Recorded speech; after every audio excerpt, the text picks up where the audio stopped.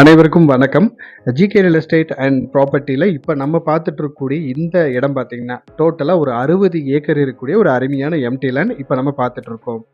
இந்த இடம் எங்கே இருக்குது அப்படின்னு பார்த்தீங்கன்னா, நீங்கள் கரெக்டாக கரூர்லேருந்து ஒரு 28 கிலோமீட்டர் வந்தீங்கன்னா சின்ன முத்தம்பாடி அப்படின்ற ஊருக்கு பக்கத்தில் இந்த ப்ராப்பர்ட்டி அமைஞ்சிருக்கு.